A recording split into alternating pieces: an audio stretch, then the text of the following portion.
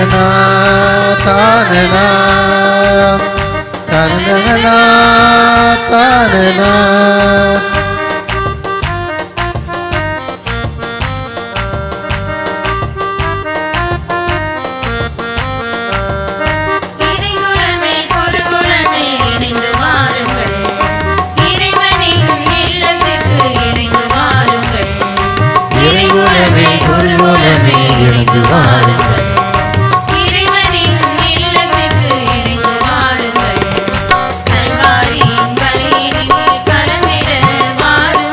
கல்வாரியின் பலியினில் கலந்திட வாருங்கள். காக்கும் தேவனுக்கு நன்றி சொல்ல வாருங்கள். காக்கும் தேவனுக்கு நன்றி சொல்ல வாருங்கள்.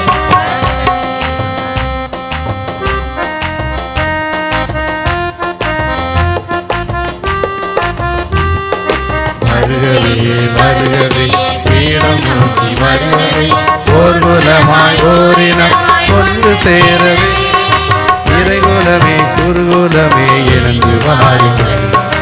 இறைவனின் இல்லத்திற்கு எழுந்து வாருங்கள். இறைகுலமே குருகுலமே எழுந்து வாருங்கள்.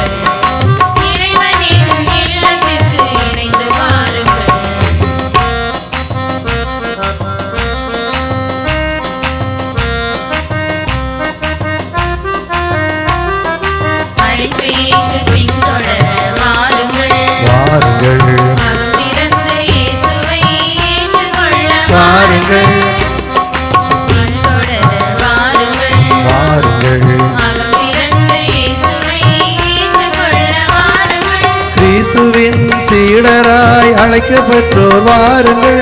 கிறிஸ்துவின் சீடராய் அழைக்கப்பெற்றோர் வாருங்கள். கிறிஸ்துவின் சாட்சியாய் வாழ வாருங்கள்.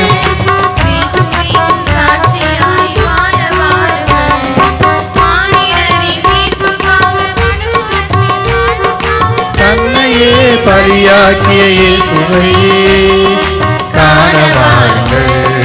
காண வாருங்கள். வருகவே வருகவே பீடம் நோக்கி வருகவே ஓருலமாய் ஓரினமாய் ஒன்று சேரவே. வருகவே வருகவே பீடம் நோக்கி வருகவே ஓருலமாய் ஓரினமாய் ஒன்று சேரவே. இறைகுலமே குருகுலமே எழுந்து வாருங்கள்.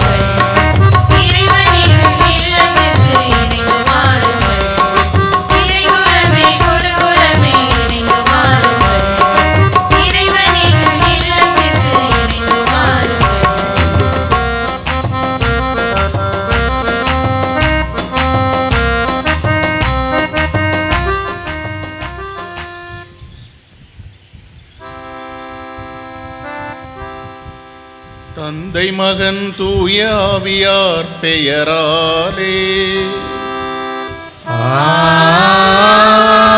ஆமென். நம் ஆண்டவராகிய இயேசு கிறிஸ்துவின் அருளும் கடவுளின் அன்பும் தூய ஆவியார் நட்புறவும் உங்கள் அனைவரோடும் இருப்பதாக. உம் ஆன்மாவோடும் இருப்பதாக.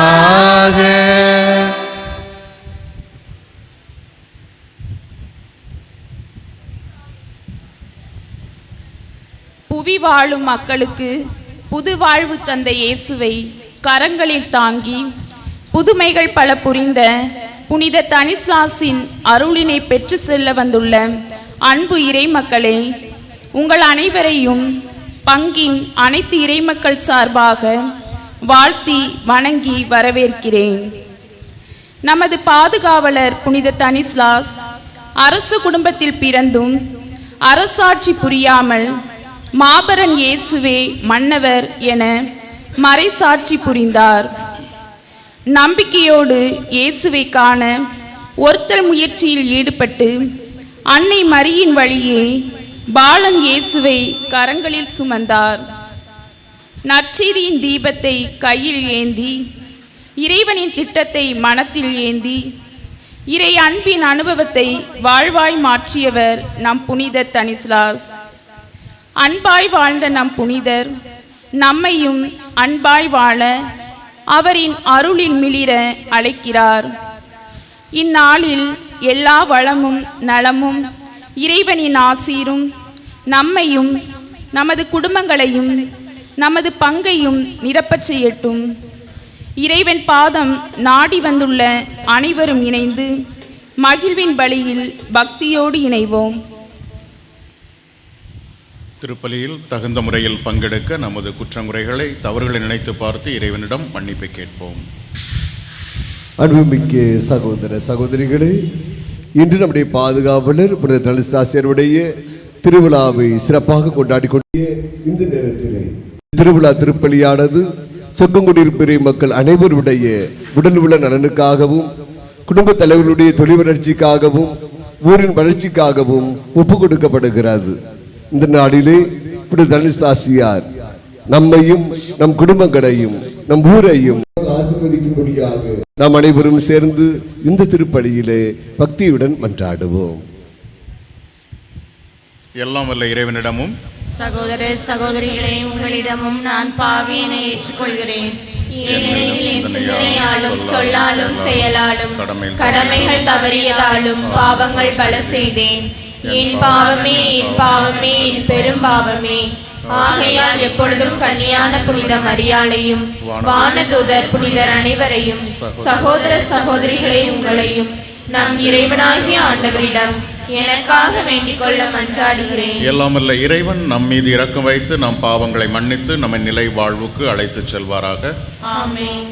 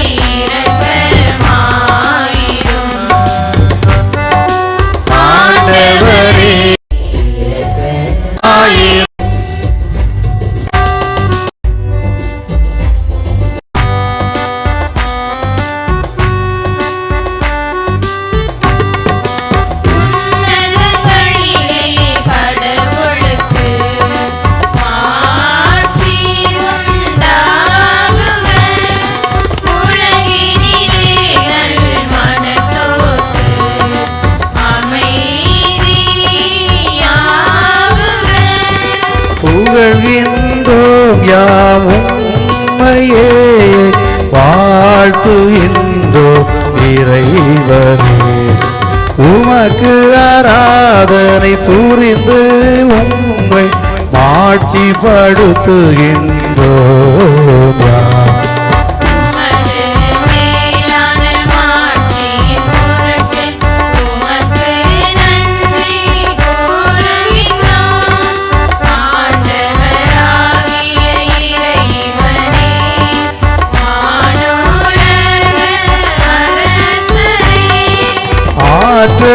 அனைத்து கொண்டு இலங்கும் வல்ல தந்தை இறைவனே, ஒரே மகனாக உதித்த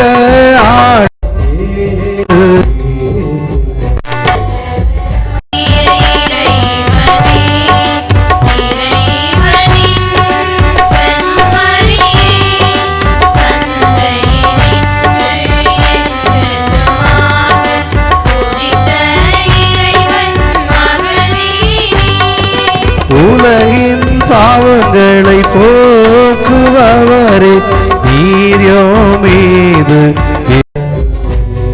உலகின் பாவம் போக்குபவரே எம் மன்றாட்டை ஏற்றருளி.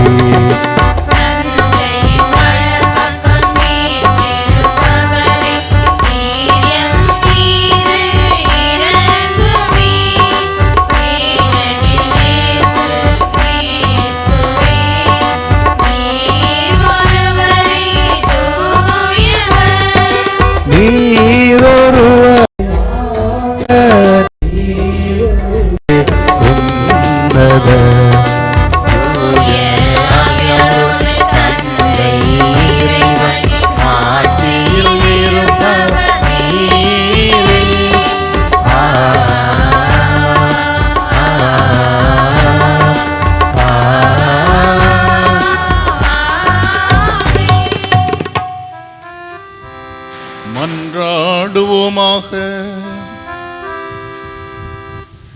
எல்லாம் வல்ல இறைவா, உம் புனிதர்களின் எடுத்துக்காட்டு எங்கள் நல்வாழ்வுக்கு தூண்டுதலாயிருக்க உம்மை வேண்டுகின்றோ. எம் பாதுகாவலர் ஸ்தனிஸ்லாஸ் ஐயாவுடைய திருவிழாவை கொண்டாடும் நாங்கள் இடைவிடாது அவரின் செயல்களை பின்பற்ற செய்வீராக. உம்மோடு தூய ஆவியாரின் ஒன்றிப்பில் இறைவனாய் என்றென்றும் வாழ்ந்து ஆட்சி செய்கின்ற எங்கள் ஆண்டவரும் உம் திருமகனுமாகிய இயேசு கிறிஸ்து வழியாக உம்மை மன்றாடுகிறோம். ஆமென்.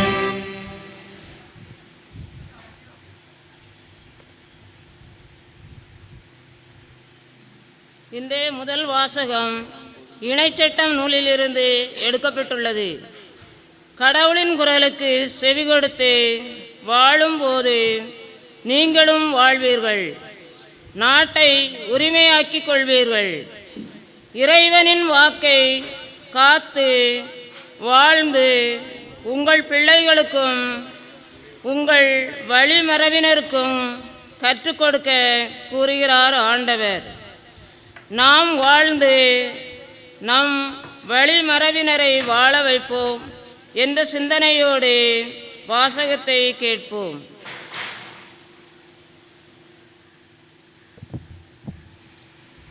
முதல் வாசகம் இணைச்சட்டம் நூலிலிருந்து வாசகம்.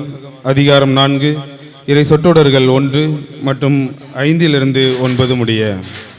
இப்பொழுது இஸ்ரேலரே கேளுங்கள், நான் உங்களுக்கு கற்றுத்தரும் நியமனங்கள் முறைகளின்படி ஒழுங்குகள். அதனால் நீங்கள் வாழ்ந்து உங்கள் மூதாதையரின் கடவுளாகிய ஆண்டவர் உங்களுக்கு கொடுக்கும் நாட்டுக்கு சென்று நம் கடவுளாகிய கட்டளைப்படியே நியமங்களையும் முறைமைகளையும் உங்களுக்கு தருகின்றேன். எனவே நீங்கள் போய் உரிமையாக்கி கொள்ளுங்கள். நாட்டில் அவற்றை பின்பற்ற வேண்டும். நீங்கள் அவற்றை பின்பற்றி நடங்கள். அதுவே மக்களினங்கள் முன்னிலையிலும் உங்கள் ஞானமும் அறிவாற்றலுமாய் விளங்கும். இந்த நியமங்களை கேள்வியுறும் அனைவரும் உண்மையில் இப்பேரின்பம் ஞானமும் அறிவாற்றலும் கொண்ட மக்களால் ஆனது என்பர். நம் குரல் எழுப்பும் போதெல்லாம் நம் கடவுளாகிய ஆண்டவர் நம்மோடு உள்ளார். அவரை போல் மக்களுக்கு மிகவும் கடவுளை கொண்ட வேறு பேரின் ஆயினும் உண்டா? நான் இன்று நேர்மை மிகு சட்டங்களை உங்களுக்கு தந்துள்ளேன். இவற்றை போன்ற நியமங்களையும் முறைமைகளையும் கொண்ட கவனமாயிருங்கள்.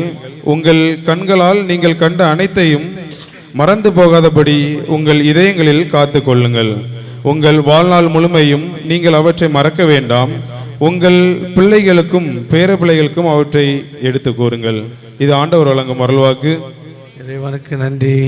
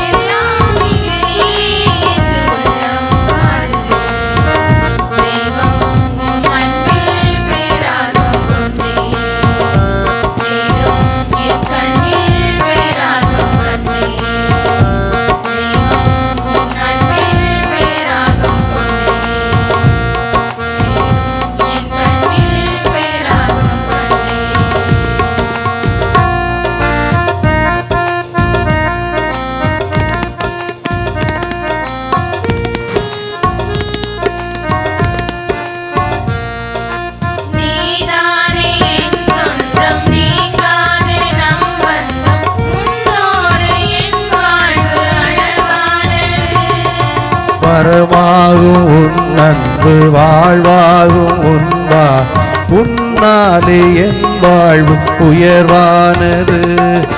நீதானே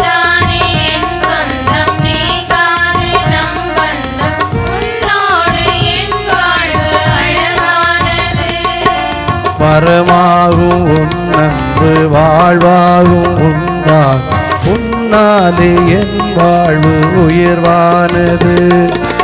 உன் அன்பில் நனைந்தேன் உன்னோடு கலந்தேன் உன் மாண்பை பகிர்ந்தேன் உனதாகிறேன்.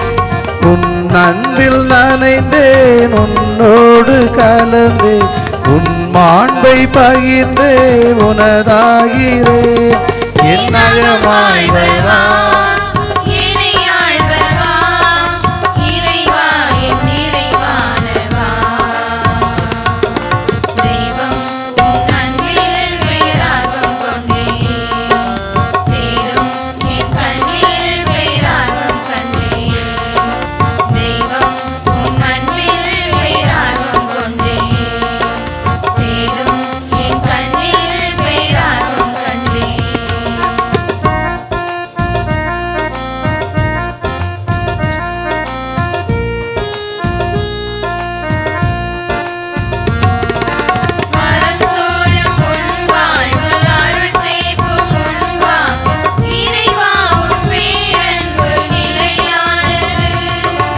அழகான உன் எண்ணம் மறையாது எனில் என் நிறைவான என் வாழ் மகிழ்வானது.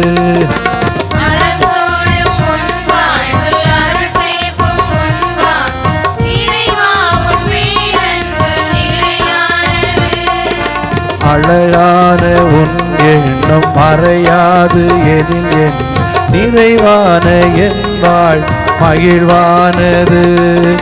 உன் அன்பை உணர்ந்தேன் உன் பாதை நடந்தேன் உன் பண்பில் ஈர்ப்பில் உன் வசமாகிறேன்.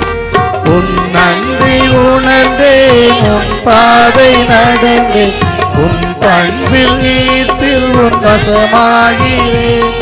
என் நகமாய் வா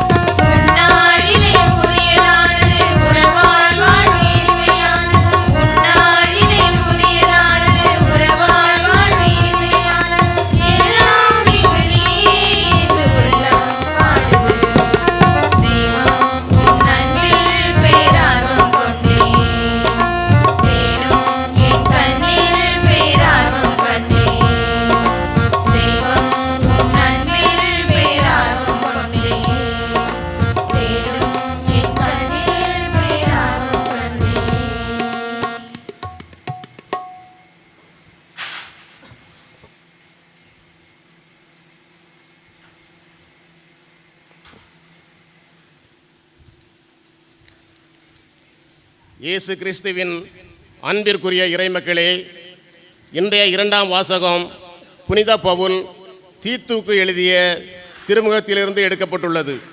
புனித பவுல் தலைவர்களுக்கு கீழ்ப்படிந்து தீய செயல்களை விட்டு நன்மை செய்பவர்களாக வாழ நமக்கு அழைப்பு விடுகிறார்.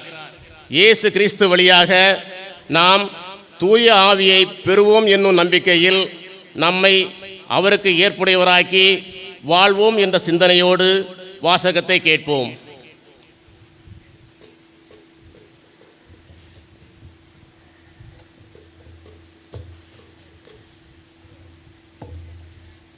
இரண்டாம் வாசகம். தம் இரக்கத்தை முன்னிட்டு கடவுள் நம்மை மீட்டார். திருத்தூதர் பவுல் தீத்துவுக்கு எழுதிய திருமுகத்திலிருந்து வாசகம். இயல் 3 இறை வார்த்தைகள் 1 முதல் 7 முடிய. அன்புக்குரியவர்களே, நீ அவர்களுக்கு நினைவூட்ட வேண்டியவை தலைவர்களுக்கும் அதிகாரிகளுக்கும் அவர்கள் பணிந்து கீழ்ப்படிய வேண்டும். அனைத்து நற்செயல்களையும் செய்ய ஆயத்தமாய் இருக்க வேண்டும். எவரையும் பழித்துரைக்கலாகாது, சண்டையிடலாகாது, கனிந்த உள்ளத்தினராய் மக்கள் அனைவரோடும் நிறைந்த பணிவுடன் பழக வேண்டும். ஏனெனில் நாமும் ஒரு காலத்தில் அறியாமையில் இருந்தோம், கீழ்ப்படியாமல் இருந்தோம், நெறி தவறி சென்றோம். தீய நாட்டங்களுக்கும் பல்வகை சிற்றின்பங்களுக்கும் அடிமைகளாய் இருந்தோம். தீமையிலும் பொறாமையிலும் உழன்றோம். காழ்ப்புணர்ச்சி கொண்டவராய் ஒருவர் மற்றவரை வெறுத்தோம். நம் மீட்பராம் கடவுளின் நன்மையும் மனித நேயமும் வெளிப்படும் போது நாம் செய்த அறச்செயல்களை முன்னிட்டு அல்ல, மாறாக தம் இரக்கத்தை முன்னிட்டு புது பிறப்பு அளிக்கும் நீரினாலும் மீட்பராகிய இயேசு கிறிஸ்துவின் வழியாக தூய ஆவியை நம்மீது நிறைவாக பொழிந்தார். நாம் அவரது அருளால் அவருக்கு ஏற்புடையவர்களாகி நாம் எதிர்நோக்கி இருக்கும் நிலை வாழ்வை உரிமை பேராக பெரும் பொருட்டே இவ்வாறு செய்தார். ஆண்டவர் வழங்கும் அருள்வாக்கு. இறைவனுக்கு நன்றி.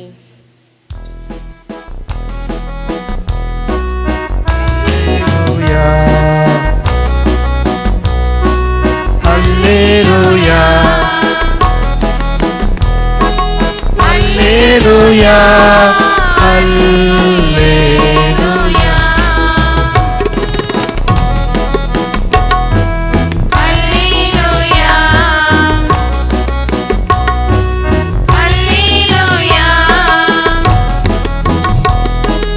அல்லேலூயா,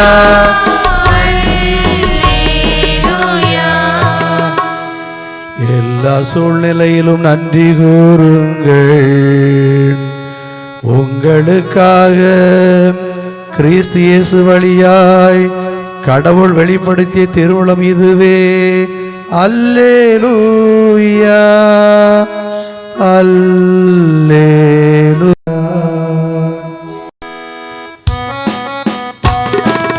அல்லேலூயா,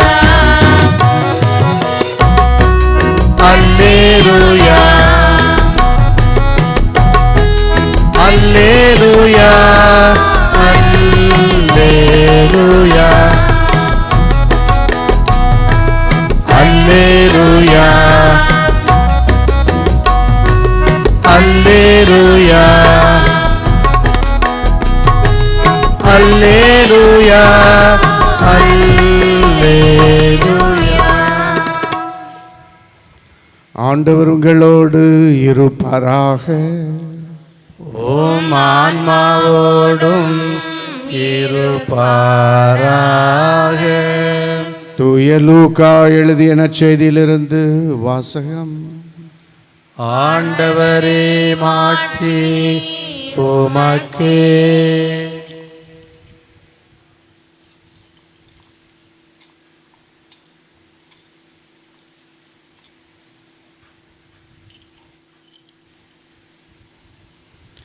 தூய லூக்கா எழுதிய நற்செய்தி அதிகாரம் 17 இறைவசனங்கள் 11 முதல் 19 முடிய.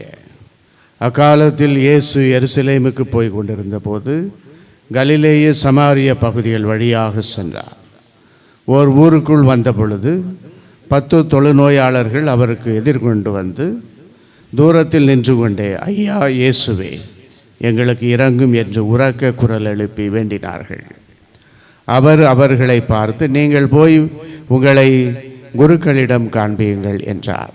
அவ்வாறே அவர்கள் புறப்பட்டு போகும்போது அவர்கள் நோய் நீங்கிற்று.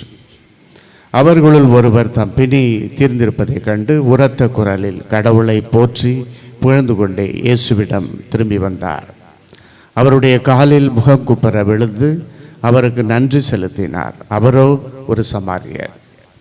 இயேசு அவரை பார்த்து, 10 பேர்களின் நோயும் நீங்கவில்லையா? மற்ற 9 பேர் எங்கே? கடவுளை போற்றி புகழ அந்நியராகிய உமரை தவிர வேறு எவரும் திரும்பி வர காணோமே என்றார். பின்பு அவரிடம், எழுந்து செல்லும், உமது நம்பிக்கை உமக்கு நலமளித்தது என்றார். ஆண்டவர் வழங்கும் அருள்வாக்கு. கிறிஸ்துவே உமக்கு புகழ்.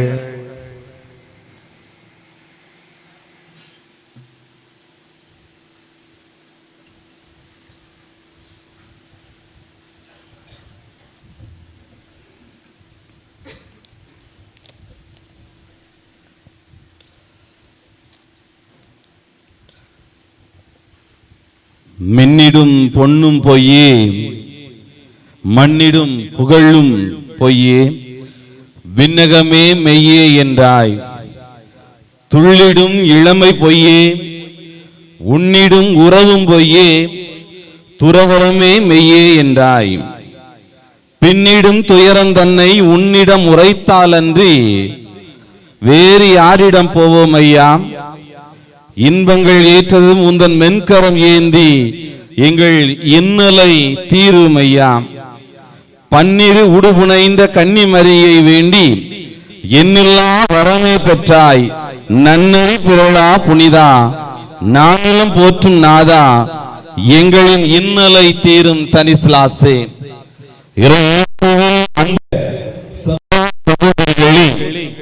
நம் பாதுகாவலும் புனித தனிஸ்லாவுடைய திருவிழா நல்வாழ்த்துக்களை பங்கு தொகை சார்பாகவும் சார்பாகவும் மற்ற குருக்கள் சார்பாகவும் உங்களுக்கு தெரிவிப்பதில் மிக்க மகிழ்ச்சி அடைகிறேன்.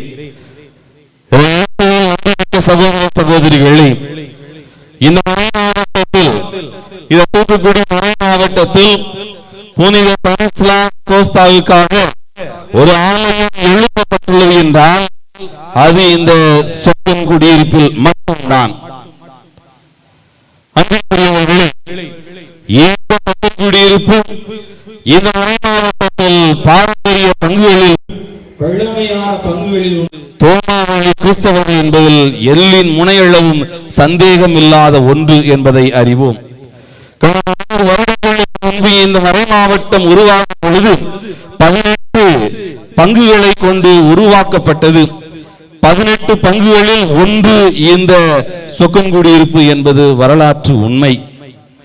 இந்த சொக்கன்குடியிருப்பு ஒவ்வொரு ஆண்டும் ஒவ்வொரு தலைமுறையும் ஒவ்வொரு அடியாக வளர்ந்து கொண்டு இருக்கிறது என்பதில் எந்த ஒரு சந்தேகமும் கிடையாது. இந்த மறை மாவட்டத்தின் 75வது ஆண்டு பவள விழா மலரிலே இந்த மறை மாவட்டத்தை குறித்து இந்த பங்கினை குறித்து இந்த மறை மாவட்டம் சொல்கின்றது அழைத்தலின் விளைநிலம் என அது புகழாரம் சூட்டுகின்றது. முதலாவதாக அழகப்பபுரம், அடுத்தபடியாக இடிந்தகரை என்றால் மூன்றாவது பெருமை நம் பங்கிற்கு கொடுத்து அழைத்தலின் விளைநிலம் என சொல்லி நம்முடைய பங்கின் பெருமைக்கு மணிமகுடம் சுட்டி அழகு பார்க்கிறது. காலத்தின் ஓட்டங்களில் காற்றில் சில புழுதிகள் போல நம் மீது படர்ந்தாலும் நம்முடைய வளர்ச்சி என்றும் தடைபெறவில்லை. நம்முடைய வளர்ச்சி எப்பொழுதுமே உயர்ந்து கொண்டு இருக்கிறது என்பதை அறிவோம். தொழில்முறை வளர்ச்சியாக இருக்கலாம், கல்வி வளர்ச்சியாக இருக்கலாம், பொருளாதார வளர்ச்சிகளாக இருக்கலாம், எல்லா நிலையிலும் நம்மவர்கள் கோலச்சு கொண்டே இருக்கிறார்கள். நம் கோபுரம் கொண்டுதான் இருக்கிறது. புற்றீசல்கள் போல புழுதிகள் பறக்கின்ற பொழுது அது காலத்தின் ஓட்டங்களில் கடந்து போய்விடும். எதையும் கண்டு அஞ்ச வேண்டாம். அன்பிற்குரியவர்களே, இந்த காலத்தின் ஓட்டத்தில் நம்முடைய பங்கு தந்தை திருவிழா வழியாக நமக்கு அழைப்பு என்ன? இன்னொரு நிலையில் வளர்ந்துள்ளோம், அதே போல வளர்ந்துள்ளோம். எல்லா நிலைகளில் வளர்ந்துள்ள நாம் இன்னும் ஒருபடி இன்னொரு விதத்திலும் வளருவதற்கு நமக்கு அழைப்பு கொடுக்கின்றார். எதில் அழைப்பு கொடுக்கின்றார் என்றால் அன்பு வாழ்க்கையை பற்றி சிந்தித்து வாழ்வதற்கு நமக்கு கொடுப்பதை பார்க்கிறோம். இந்த உலகத்திலே மனிதனின் அடிப்படை தேவைகளான உணவு, உடை, உறைவிடம் கூட மனிதன் வாழ்ந்து விடலாம். ஆனால் அன்பு என்ற ஒன்று மட்டும் இல்லாமல் மனிதனால் வாழ முடியாது. என மாறி வருகின்ற நவநாகரிக உலகிலே ஒவ்வொரு நாள் செய்தி எடுத்துக்கொண்டாலும் சரி, ஒவ்வொரு ஆற்றுப்படுத்தும் கவுன்சிலிங் சென்டர் இவர்களை எல்லாம் நாம் பேசி பார்த்தாலும் தெரியும், நமக்கு தெரிவது அன்பு என்ற ஒன்றை மையப்படுத்தி தான் இருக்கின்றது. அமைதியான உலகத்திலே அன்பினை தேடி அலைகின்ற நபர்கள் ஏராளம் ஏராளம். அன்பு கிடைக்கவில்லை என சொல்லி தங்களுடைய வாழ்க்கையை முடித்துக் கொள்கின்றவர்கள் ஏராளம் இருக்கின்றார்கள். இந்த அன்பினை எவ்வாறு புரிந்து கொள்வது? கடந்த நவம்பர் 1ஆம் தேதி பங்கு தந்தை அவர்கள் வாட்ஸ்அப்பிலே திருவிழா அழைப்பிதழை அனுப்பி மறைவுரைக்கு என்ன சொல்லி அதனை பார்த்துவிட்டு அதனை பற்றி தயாரித்துக் கொண்டிருக்கும் பொழுது என்னுடைய அறையில் தொலைக்காட்சியில் செய்திகள் ஓடிக்கொண்டிருந்தது. அப்பொழுது சொல்லப்பட்ட ஒரு நிகழ்வு என்ன, அதுதான் என்னை சிந்திக்க வைத்தது. கிருஷ்ணகிரி பக்கத்திலே சாம்பல்குடி என்கின்ற ஒரு கிராமம். தந்தைக்கு 2 மகன்கள். அவர் தன்னுடைய சொத்தை 2ஆக பிரித்து கொடுக்கிறார். மூத்த மகன் வீடு கட்டி தீபாவளியோடு கொண்டாடி வீட்டிலே கிரகப்பிரவேசம் செய்வதற்காக வருகின்றார்.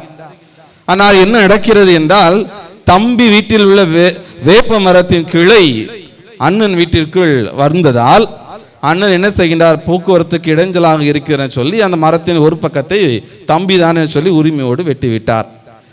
பைக்கில் அண்ணனும் அண்ணன் மனைவியும் வரும் பொழுது தம்பியும் தம்பி மனைவியும் அங்கு மறித்து சண்டை போடுகிறார்கள். வார்த்தை மோதல், கை மோதல், இறுதியாக 2 அண்ணனையும் அண்ணன் மனைவியையும் தம்பியும் தம்பி மனைவியும் கொலை செய்து விடுகிறார்கள். ஒரு குடும்பத்தில் ஒரு தாய் பிள்ளையாக பிறந்தவர்கள் இன்று எந்த நிலையில்? அண்ணனும் இல்லை, அண்ணியும் இல்லை, பிள்ளைங்க அனாதை.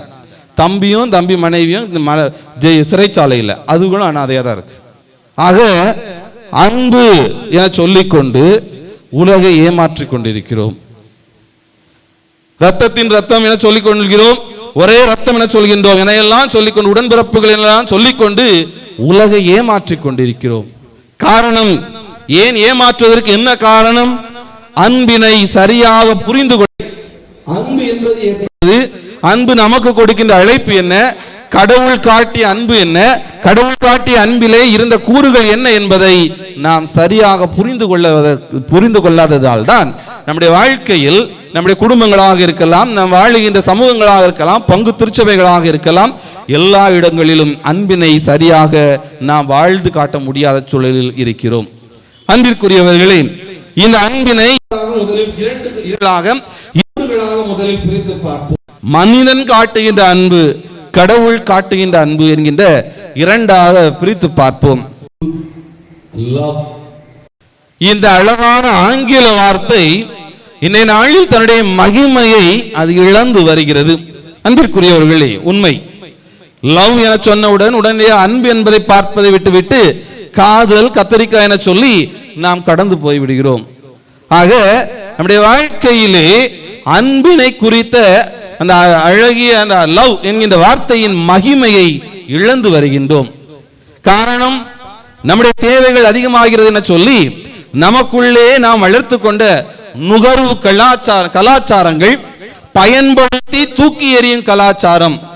என்னுடைய தேவைக்கு நான் பயன்படுத்திக் கொள்வேன், என்னுடைய தேவைக்கு பயன்படுத்திக் கொள்வேன், தேவை முடிந்து விட்டது, எனக்கு தேவையில்லை சொல்லி பயன்படுத்தி தூக்கி எறியும் கலாச்சாரத்தினால் இன்றைய நாளில் மனித அன்பு பொருளற்று போய்கொண்டு இருக்கிறது என்பது நிதர்சனமான உண்மை. என்னுடைய தேவை நிறைவேறிவிட்டது, எனக்கு வேண்டியது கிடைத்து விட்டது, இனி இவர் எனக்கு தேவையில்லை என சொல்லி உங்கள் குருக்கள் கண்ணீர் மத்தியிலும் இந்த நிலை இன்று அதிகமாக பரவி கொண்டிருக்கின்றது. ஆக எங்கு அன்பு கிடைக்கும்? அதே வேளையில் புரித்தாலும் சூழ்ச்சி. இவர்கள் சேர்ந்திருந்தால் நம்மால் ஒன்றும் செய்ய முடியாதென சொல்லி இவர்களுக்குள்ளே கலகத்தை மூட்டி பிளவுபடுத்துகின்ற சமூகம் உருவாகி இருக்கிறது. காலங்காலமாக கூட எதிரிகளாக பாவிக்கப்படுகிறார்கள். இதன் விளைவு என்ன? அங்கு எதிரிகள், புதிதாக 2 எதிரிகள் உருவாகின்றார்கள். ஆக அன்பு என்பது இல்லாத ஒன்று. அதே வேளையில் அன்பினை எவ்வாறு பயன்படுத்துகிறோம்? உணர்வு ரீதியாக பயன்படுத்துகின்றோம் என்றால் அது தேவையில்லாத அன்பு. உள்ளத்தின் ஆழத்தில் உள்ள அன்பினை நாம் வெளிப்படுத்தாமல் உணர்வுகளுக்கும் உணர்ச்சிகளுக்கும் மட்டும் நாம் இடம் கொடுக்கிறோம் என்றால் அந்த அன்பு விபச்சாரத்திற்கு சமம் என்பதை புரிந்து கொள்ள வேண்டும். விபச்சாரம் என்பது ஏதோ உடலுறவு வைத்தால் மட்டுமல்ல, அடுத்தவருடைய உணர்வுகளை காயப்படுத்தியோ அடுத்தவருடைய உணர்வுகளை தூண்டி எழுப்பி அதில் நான் காட்டுகின்ற அன்பின் அடிப்படையில் எதையாவது சாதித்துக் கொள்கின்றேன் என்றால் அதுவும் விபச்சாரத்திற்கு சமம் என்பதை புரிந்து கொள்ள வேண்டும். ஆக ஒவ்வொரு முறையும் நாம் அன்பினை காட்டியோ உணர்வுகளை தூண்டி எழுப்பி அடுத்தவரை ஏமாற்றும் பொழுது விபச்சாரத்தில் தான் ஈடுபடுகிறோம். இப்படி உலகம் காட்டுகின்ற அன்பு என்பது ஒன்றுக்கும் உதவாத அன்பாக மாறிக்கொண்டிருக்கின்றது. ஆனால் கடவுள் நமக்கு எப்படிப்பட்ட அன்பை காட்டுகிறார் என்றால் விவிலியம் நமக்கு தெளிவாக சொல்கின்றது. கடவுள் நமக்கு தெளிவாக கற்றுக் கொடுக்கின்றார். இணைச்சட்ட நூலாக இருக்கட்டும், மார்க்கு நற்செய்தியாக இருக்கட்டும், அது கடவுள் நமக்கு எப்படிப்பட்ட அன்பை காட்ட வேண்டும் சொல்லி, உன் முழு உள்ளத்தோடும் முழு ஆன்மாவோடும் அன்பு காட்டுவாயாக என்று, அதே வகையில் உன் மீது நீ அன்பு காட்டுவது போல உன் அயலான் மீதும் அன்பு காட்டுவாயாக என சொல்லி, இதனை நம்முடைய மனித வாழ்வின் அச்சாரமாக்கி கொண்டு சமூகத்தை கட்டி எழுப்புவதற்கு நமக்கு அழைப்பு கொடுக்கின்றார். இன்னும் கடவுள் நமக்கு சொல்கின்றார், அன்பை குறித்து காட்டுகின்றார். உன்னை காப்பாற்ற முடியாத அளவிற்கு என் கைகள் ஒன்றும் சுருங்கி போய்விடவில்லை என சொல்லி, தன்னுடைய அன்பு என்பது உலகம் கொள்ள முடியாத அன்பு என்பதை நமக்கு அவர் காட்டுவதை பார்க்கிறோம்.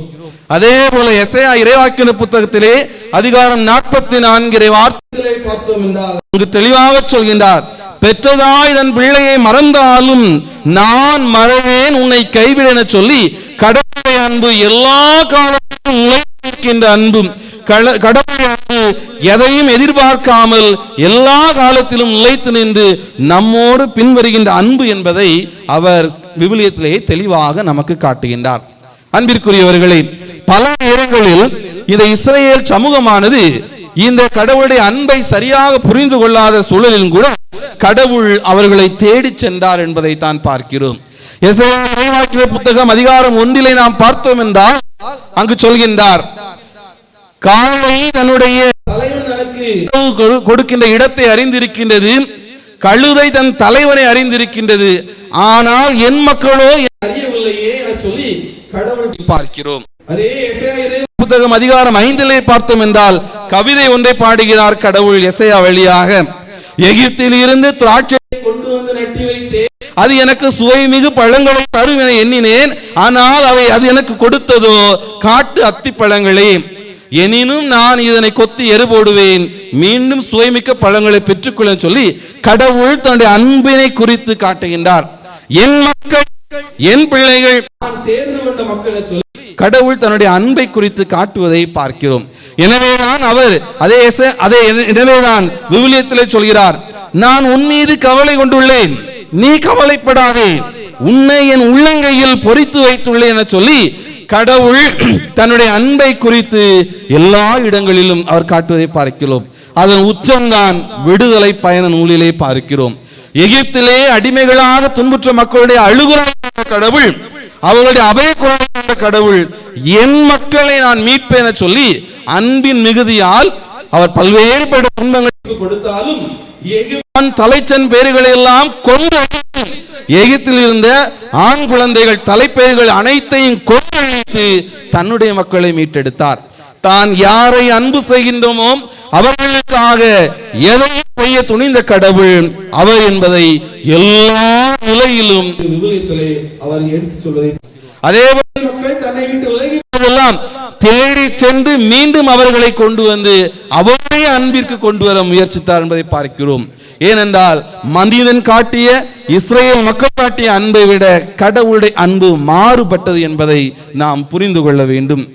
அதே போலதான் மக்கள் உணவின்றி வருந்தும் பொழுது மன்னாவையும் காடையையும் கொடுத்து, பாறையிலிருந்து தண்ணீரையும் கொடுத்து, இரவிலே நெருப்பு தூணாகவும் பகலிலே மேகத்தூணாகவும் இருந்து தன் மக்களை வழிநடத்தி இன்னொரு இனம் ஆண்டு வந்த கானான் தேசத்தை தன்னுடைய மக்களுக்காக கொடுத்து, தான் அன்பு செய்த மக்கள், தான் விரும்பிய மக்கள் நிலைவாழ்வை நிம்மதியாக அனுபவிக்க வேண்டும் என சொல்லி அவர்களுக்கு எல்லாவற்றையும் கொடுத்தார் என்பதை தான் பார்க்கிறோம். அன்பிற்குரியவர்களே, இவ்வாறு கடவுள் தன்னுடைய அன்பை இந்த மக்கள் புரிந்து கொள்வார்கள் என்பதைத்தான் அவர் ஒவ்வொரு காலமும் எதிர்பார்த்தார்.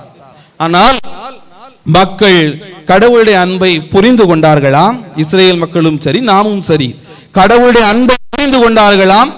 இல்லை. கடவுளுடைய அன்பு என்பது வெறுமனே அன்பு என சொல்லி கடந்து போய்விட முடியாது. கடவுளுடைய அன்பு என்பது வெறுமனே அன்பு என்கின்ற 3 எழுத்து நாம் கடந்து போய்விட முடியாது. ஏனென்றால் கடவுள் காட்டும் அன்பு மாறுபட்டது. கடவுள் அன்பாயிருக்கிறார், காட் இஸ் லவ் என சொல்லிவிட்டு ஒரே வாக்கியத்தில் முடித்துக் கொள்ள முடியாது. கடவுள் அன்பாயிருக்கிறார் உண்மை, அது வெறுமனே மனிதன் காட்டுகின்ற அன்பு போன்றது அல்ல. கடவுள் காட்டுகின்ற அன்பு என்பது மாறுபட்டது என்றால், கடவுள் காட்டுகின்ற அன்பிற்குள் உள்ள கூறுகள் இரண்டு. ஒன்று நீதி, இன்னொன்று இரக்கம். இரக்கம், நீதியும் இரக்கமும் இணைந்து கொண்டதுதான் கடவுள் காட்டுகின்ற அன்பு என்பதை பார்க்கிறோம். அதை தான் தொடக்க நூலிலே தந்தை கடவுள் தெளிவாக நமக்கு எடுத்து கூறுவதை பார்க்கிறோம். தொடக்க நூலிலே தொடக்கத்தில் உள்ள கடவுள் உலகை படைப்பின் உச்சமாக மனிதர்களை படைத்தார் என்பதை பார்த்திருப்போம். மனிதர்களை படைத்த கடவுள் எல்லாவற்றையும் மனிதர்களுக்கு கொடுக்கின்றார். இந்த படைத்த அனைத்தையும் சுட்டிக்காட்டி இவை அனைத்தையும் நடத்துங்கள் சொல்லிவிட்டு சொன்னார் என்பதை தெரியும். தோட்டத்தின் நடுவில் இருந்த அந்த மரத்தின் கனியை மட்டும் உண்ணக்கூடாது என்கின்ற அழைப்பினை கொடுக்கின்றார். ஆனால் மனித உணர்வுகள் தூண்டி எழுப்பப்பட்டதன் காரணமாக, மனித உணர்வுகள் என்கின்ற ஆசைகள் தவறான விதத்தில் நடத்தப்பட்டதன் காரணமாக மனிதன் தவறு செய்ததையும் அறிவோம். அதன் பிறகு என்ன நடந்தது என தெரிவோம்.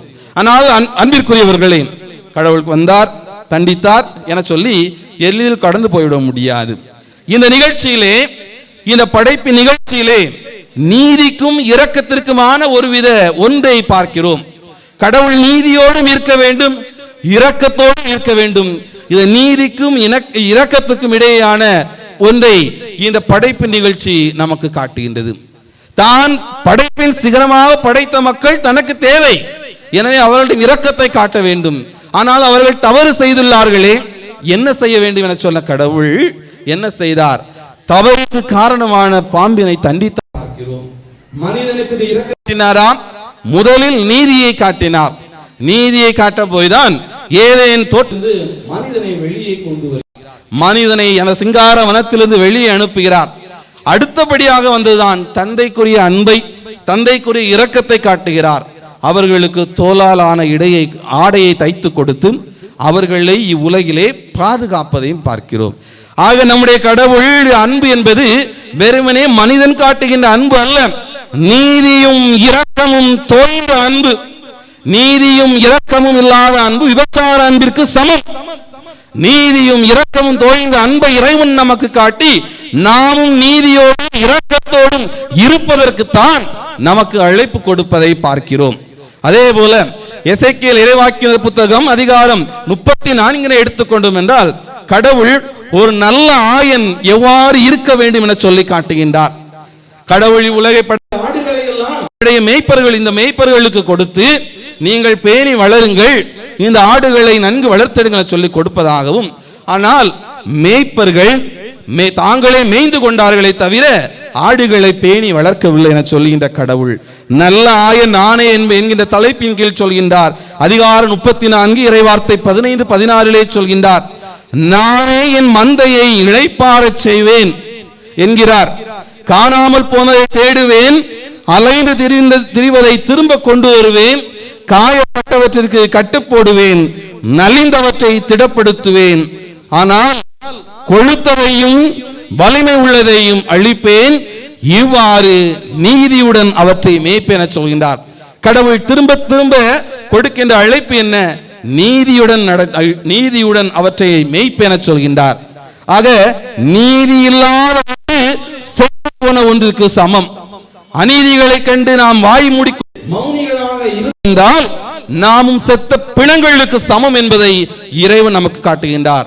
நீதியுடன் இளைப்பாற்று, நீதியுடன் அவற்றை மேய்ப்பேன், நீதியின் பாதையில் இறைவன் நமக்கு கொடுத்து அவர் காட்டிய நீதி வழியில் நாமும் நம்முடைய வாழ்க்கை அமைத்துக் கொண்டு இதன் அடிப்படையில் கடவுளுடைய இவ்வுலகில் செயலாக்கி காட்டுவதற்கு நாம் அழைக்கப்படுகிறோம் என்பதை நமக்கு உணர்த்துகின்றது. அதே விடுதலை அவர்களை எல்லாம் அழைத்து சென்ற பிறகு கடவுள் அவர்களுக்கு அறிவுரை கொடுப்பதில் அந்நியர்களையும் அடிமைகளையும் எவ்வாறு பாதுகாக்க வேண்டும் என சொல்லி, நீயும் ஒரு காலத்தில் அடிமையாக இருந்தாய், அந்நியனாக இருந்தாய் என சொல்லி காட்டுகின்றார்.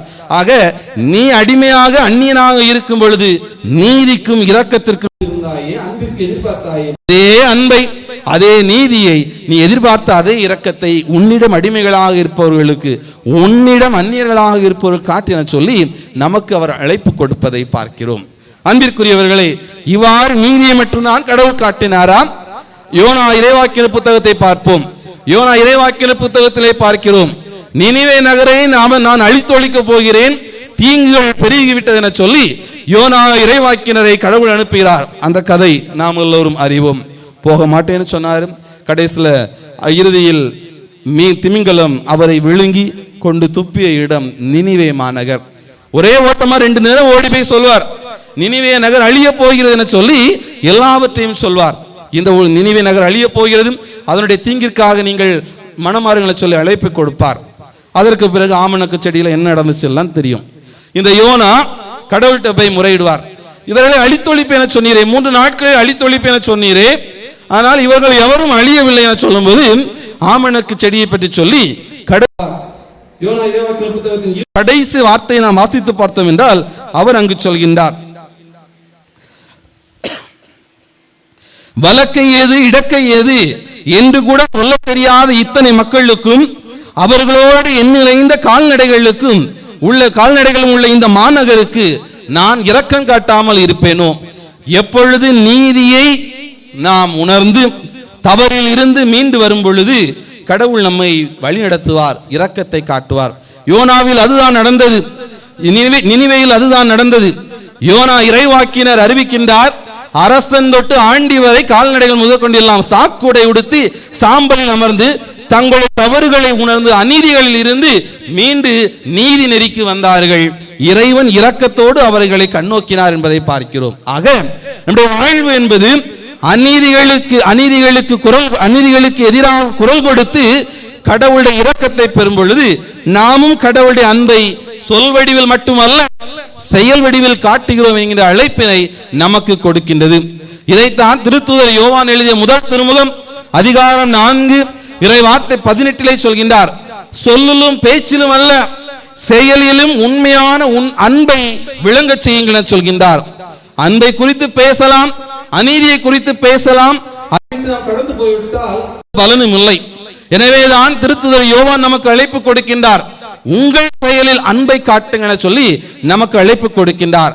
அந்த அன்பை நாம் செயலில் காட்டாமல் நான் அன்பு செய்கிறேன் என சொல்லிக் கொண்டு நாம் சென்றால் நாம் எல்லாம் பொய்யர்கள் என சொல்லியும் அதே இறைவன் நமக்கு அழைப்பு கொடுப்பதை பார்க்கிறோம். ஆக இந்த கடவுள் அன்பு என்பது நீதியையும் இரக்கத்தையும் உட்கூறுகளாக கொண்டு நீதியின் மக்களாக இரக்கத்தின் முகங்களாக நாம் வாழ்வதற்கு நமக்கு அழைப்பு கொடுக்கின்றது. இது விவிலியத்தோடு முடிந்து விட்டதா? இல்லை. திரு அவை 2000 ஆண்டுகளாக தொடர்ந்து நமக்கு அதைத்தான் சொல்லிக் கொண்டு வருகிறது என்பதையும் அறிவோம்.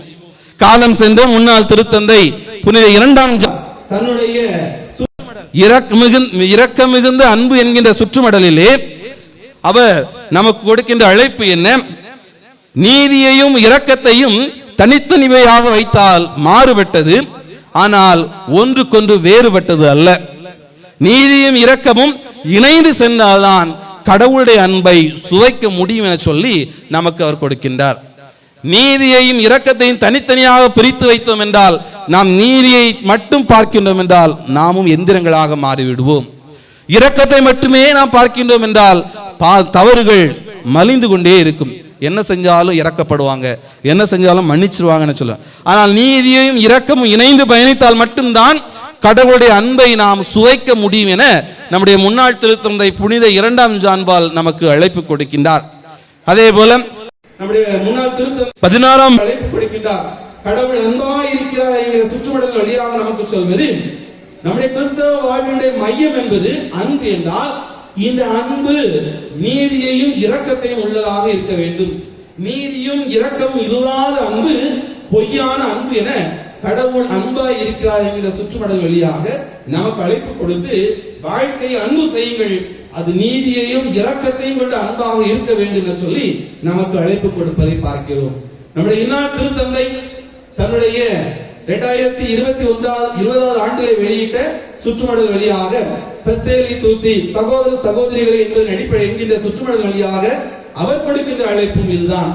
இந்த உலகில் நீதியை பின்பற்ற வேண்டும், அதற்கு பிறகு இரக்கத்தை காட்டுங்கள் சொல்லி நமக்கு அழைப்பு கொடுத்து, அப்பொழுதுதான் கடவுளுடைய அன்பு எப்பொழுதும் உங்களோடு தங்கி இருக்கும் என சொல்லி அழைப்பு கொடுப்பதை பார்க்கிறோம். கடந்த 2021 ஆண்டிலே திருச்சபையின் திருவை சட்டங்கள் என்கிற 1752 சட்டங்களில் 6வது புத்தகமான குற்றங்களும் தண்டனைகளும் என்கின்ற அந்த 6வது புத்தகத்தினை அவர் திருத்தி மாற்றி அமைத்து தண்டனைகளை வலுவாக்கும் பொழுது தண்டனைகளை அதிகப்படுத்தி இருக்கிறார். அதை அதிகப்படுத்தும் பொழுது அவர் கொடுத்த சுற்றுமடல் என் ஆடுகளை பேணி வளர் என்கின்ற அந்த சுற்றுமடலிலே சொல்கின்றார்.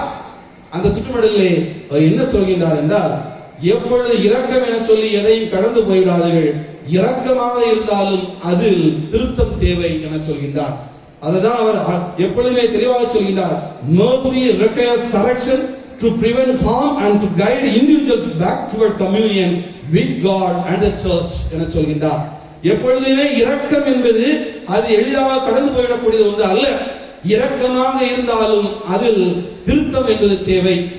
எனவேதான் அவ்வாறு திருத்தம் இருந்தால்தான் அது எவருக்கு தீங்கு இழைக்கப்பட்டதோ அவருக்கு நியதியாக அமையும் என சொல்கின்றார். அப்பொழுதுதான் திருச்சபையிலும் நீதி நிலைத்தோங்கும் என சொல்கின்றார். அதே போல குடும்பங்களுக்கு எழுதிய சுற்றுமடல் அமோரிஸ் லத்தீசியா அன்பின் மடல் என்கின்ற ஏட்டிலே சொல்கின்றார். அன்புமிக்க பெற்றோரே, உங்கள் பிள்ளைகளுக்கு கல்வி அறிவை ஊட்டுகிறீர்கள், ஆனால் உங்களுடைய பிள்ளைகள் நீதியிலும் இரக்கத்திலும் வளர்கின்றதா என்பதை உற்று நோக்க சொல்லி அந்த அன்பின் மடல் என்கின்ற அந்த சுற்றுமடலிலே 7வது அத்தியாயத்தின் வழியாக நமக்கு அழைப்பு கொடுக்கின்றார். அன்பிற்குரியவர்களை நினைத்து பார்ப்போம். நாம் எவ்வாறு இருக்கிறோம்? நீதியோடும் இரக்கத்தோடும் இருக்கிறோமா? நம்முடைய பிள்ளைகள் நீதியோடும் இரக்கத்தோடும் வளர்த்தெடுக்கப்படுகிறார்களா என்கின்ற கேள்வியை தான் இந்த திருவிழா நமக்கு முன்வைக்கின்றது. நம்முடைய புனித தனிஸ்லாஸ் நீதியோடு இருந்திருப்பார், நிச்சயமாக இரக்கத்தோடு இருந்திருப்பார். நீதியோடும் இரக்கத்தோடும் கூடிய கடவுள் அன்பை சுவைத்ததால் தான் 800 மைல்களுக்கு மேலான தொலை நடந்து சென்று துறவர வாழ்க்கையை மேற்கொள்வதற்கு அவர் சென்றார் என்பதை பார்க்கிறோம். அதேவேளை அவருடைய குடும்பமும் நீதியையும் இரக்கத்தையும் சுவைத்த அன்பாக இருக்க போய்தான் அது கத்தோலிக்க திருவை இந்த குடும்பத்திலே ஆழமாக வேரூன்றிய ஒன்றாக இருந்திருக்கும். அன்பிற்குரிய சகோதர சகோதரிகளே, இந்த வாழ்க்கையை எவ்வாறு அமைத்துக் கொள்ளப் போகிறோம்? ஏதோ திருவிழா கொண்டாடினோம், ஆடம்பரமாக இருந்தோம், திருப்பலிகளில் பங்கெடுத்தோம், தேர்தலை இழுத்தோம், அதோடு கடந்து சென்று விட போகிறோமா? நம்முடைய வாழ்க்கையை மாற்றிக்கொள்ள முயற்சிக்க போகின்றோமா என்ற அழைப்பை தான் இந்த நாள் நமக்கு கொடுக்கின்றது. நீதியோடும் இரக்கத்தோடும் வாழ்வை அமைத்துக் கொள்ள நாம் என்ன செய்ய போகிறோம் என்கின்ற அழைப்பினை தான் முதலாக நமக்கு கொடுக்கின்றது. முதலாவதாக அன்பினால் ஒரு சமூகத்தை கட்டி எழுப்ப நாம் முயற்சிக்க வேண்டும். அன்பினால் உருவான சமூகத்தை கட்டி எழுப்புவது என்றால் இந்த சமூகம் கடவுள் எல்லாவற்றையும் அவர் படைத்தும் நல்லதுதான் கண்டார். இந்த சமூகமாக இருக்கட்டும், இது உலகில் எல்லா படைப்புகளாக இருக்கட்டும், அவர் எல்லாவற்றையும் படைத்த பிறகு நல்லதுதான் கண்டார். அன்பிற்குரியவர்களே, நாமும் எல்லாவற்றையும் நல்லது என கண்டு ஒருவரை ஒருவர் எந்த ஒரு வேற்றுமை பாராமல் அன்பு செய்து வாழ கடமைப்பட்டுள்ளோம். அது கணவன் மனைவிக்கு இடையே இருக்கலாம், குடும்பங்களுக்கு இடையே இருக்கலாம், உறவுகளுக்கு இடையே இருக்கலாம், பக்த சபைகளுக்கு இடையே இருக்கலாம், அன்பியங்களுக்கு இடையே இருக்கலாம், நாம் தொழில் செய்கிற இடங்களாக இருக்கலாம், பங்கு சமூகமாக இருக்கலாம். எவராக இருந்தாலும் ஒருவரை ஒருவர் முழுமையாக அன்பு செய்து புன்முறுவலோடு, குறைந்தபட்சம் ஒருவரை ஒருவர் எதிர்கொள்ளும் பொழுது புன்முறுவலோடு நாம் அடுத்தவர் முகத்தை உற்று பார்ப்பவர்களாக இருந்து அன்பினை கட்டி எழுப்பவர்களாக இருக்க வேண்டும். அன்பு இல்லையே எதுவும் இல்லை.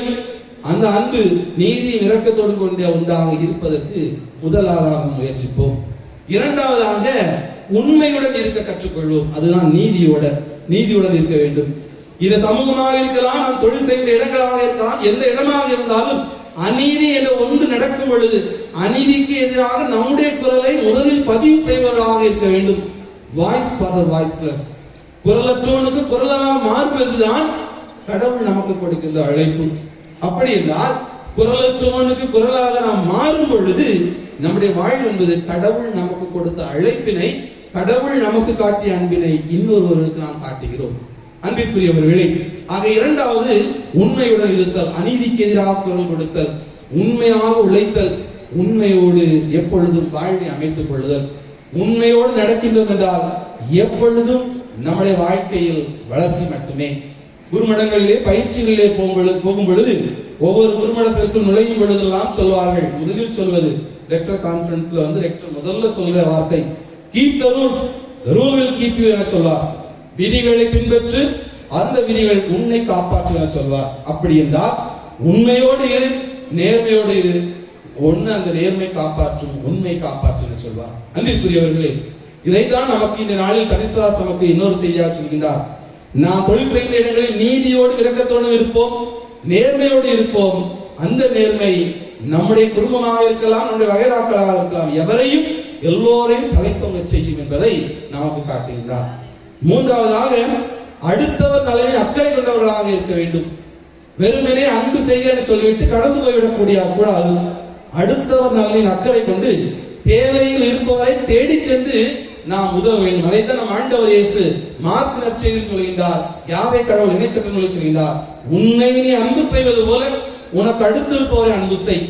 என்னை கடவுள் அவருடைய உருவிலும் சாயலிலும் படைத்துள்ளார் என்றால், என்னை படைத்த கடவுள் எனக்குள் வாழ்கின்றார் என்றால், எனக்கு அடுத்து இருக்கின்ற மனிதரும் கடவுளுடைய அதே கடவுளுடைய சாயலில் அதே கடவுளுடைய உருவில் என்னை படைத்த கடவுள் தான் இவரையும் படைத்துள்ளார் என்றால், என்னை அன்பு செய்வது போல எனக்குள் இருக்கின்ற இறைவனை அன்பு செய்வது போல அடுத்து இருக்கின்ற நபரையும் அவருக்குள் இருக்கின்ற இறைவனையும் நான் அன்பு செய்வதுதான் அதில் இருக்கின்றது என்பதை நமக்கு காட்டுகின்றார். அன்பிற்குரியவர்களே, அடுத்தவர் நலனை அக்கறை கொண்டவர்களாக இருக்க வேண்டும். சமூகம் அடுத்தவரை கண்டுகொள்ளாத நிலைக்கு கடந்து சென்று போய் கொண்டிருக்கிறது. உதாரணமாக எடுத்துக்கொள்வோம், புதிதாகவோ அல்லது வீடுகளை கட்டுகின்றோம். வீடுகளை கட்டும் பொழுதெல்லாம் முந்தைய காலத்துல அந்த வீட்டில் உள்ள கழிவு நீர் எல்லாம் போறதுக்கு சரியான பாதை அமைத்திருப்போம். இன்றைய நாள் என்ன செய்கின்றோம், ஒரு பைப்பை போட்டு தெருவுக்கு நீட்டி விட்டுறோம். ஏன் வீடு சுத்தமா இருக்குது, அது அடுத்த தந்து அடுத்த என்னதான் போனா நமக்கு என்ன, ஏன் வீட்டுக்கும் நல்லா இருக்கிற அது தெருவில் தான் போகுது என சொல்லி அடுத்தவர் நலனை நாம் கேள்விக்குள்ளாக்கி விடுகிறோம். தான் தான் தான் என சொல்லி வாழ்ந்து அடுத்தவரை தேடி பார்ப்பதில்லை, அடுத்தவரை எட்டி கூட பார்ப்பதில்லை. இந்த நிலை தவறு. இந்த நிலை தொடர்ந்தால் நமக்கும் எந்திரங்களுக்கும் எந்த ஒரு மாற்றம் இல்லை என்பதை, எந்த ஒரு வித்தியாசம் இல்லை என்பதை காட்டுகின்றது. எனவே அன்பிற்குரியவர்களே, அடுத்தவர் நலனில் அக்கறை கொண்டு, அது நம்முடைய குடும்பத்தில் உள்ள உங்களுடைய கணவராக இருக்கலாம், மனைவியாக இருக்கலாம், பிள்ளைகளாக இருக்கலாம், வீட்டிற்கு ஆள வந்த மருமகளாக இருக்கலாம், அல்லது உறவுக்காரர்களாக இருக்கலாம். அடுத்தவர் நலனில் அக்கறை கொள்வோம். குடும்பத்தில் இருந்தால்தான் சமூகத்துக்கு வரும். குடும்பத்தில் இருந்து ஆரம்பிப்போம். நம்முடைய பிள்ளைகளுக்கு சொல்லிக் கொடுத்து அந்த அடுத்தவர் நலனில் அக்கறை கொண்ட, அப்பொழுது நீதியோடு இரக்கத்தோடு கூடிய சமூகத்தை உருவாக்கும் என்று மாற்றுக்கிறது கிடையாது. என் அன்பிற்குரிய சகோதர சகோதரிகளில், அன்புக்கு இறைவன் காட்டுகிற அன்பின் அடிப்படையில், அன்பின் கூறுகளான நீதியும் இரக்கத்தையும் உள்ளடக்கிய அடிப்படையில் அன்பு சமூகத்தை கட்டி எழுப்பி நேர்மையோடு உண்மையோடு இருக்க வரம் கேட்போம். அதே வேளையில் அடுத்தவர்கள் அக்கறை கொண்டு வாழ்வதற்கு இந்த திருப்பலியில் இந்த நம்முடைய விண்ணக பரிந்துரையாளர் புனித தனிஸ்தாஸ் வழியாக இறைவனிடம் மன்றாடுவோம். அவரும் நமக்கு எல்லா வித நலன்களையும் இறைவனிடம் பரிந்து பேசி பெற்றுத் தருவார். இறைவன் என்றென்றும் வாழ்த்து பெறுவாராக. அனைவரும் மன்றாட்டுக்கு எழுந்திருப்போம். கேளுங்கள் தரப்படும் என்று நம் வாழ்விலே எத்தனையோ நலன்களை செய்து கொண்டிருக்கின்ற நம் தெய்வத்திடம் தொடர்ந்து நம் தேவைக்காகவும் நம்ம சமூக தேவைக்காகவும்